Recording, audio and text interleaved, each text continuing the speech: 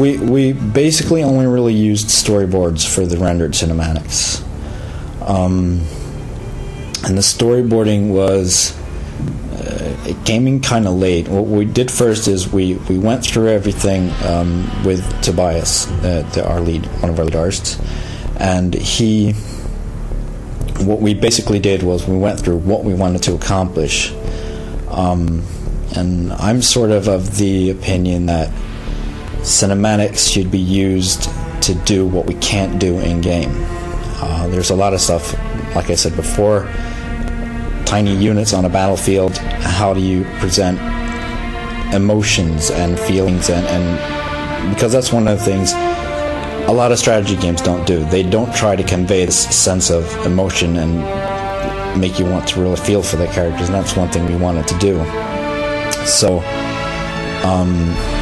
we had a brief discussion. Well, we want to do this and this and this and these settings, because there's always a technical aspect, as in if we want to, let's say we want to place a scene inside a cathedral.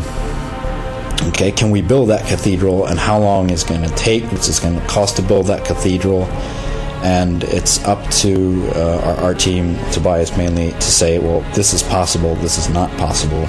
I was moving over to cinematics from being a lead for the in-game last summer, when we discovered that we really needed to get started on these cinematics. In Ground Control 1 we were aiming for having real-time cinematics and make them really lightweight, and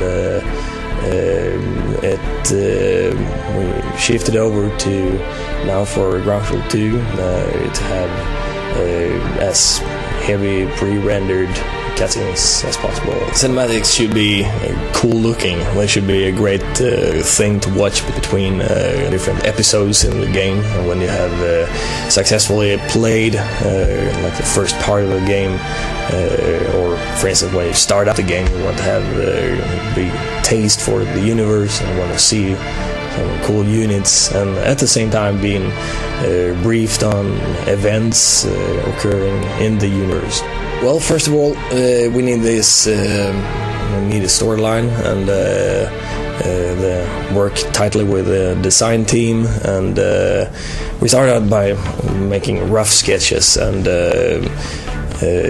trying to see how everything fits together and what we want to show and what is interesting. And then we make simple 2D movies and animate them, trying to find the pacing and editing them to being like a rough little draft of the movies.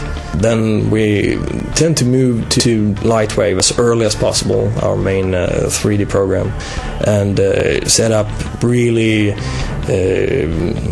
low detailed drafts of all the 3D environments, and try to pin down the camera and have it really done and working as early as possible, since a lot of the work goes into the backgrounds and the 3D environments, as well as the characters and units and so on. So if we really early can say that this particular unit will not be a unit that will ever be shown close up, and we can build it a little less detail, and it will be much faster to build.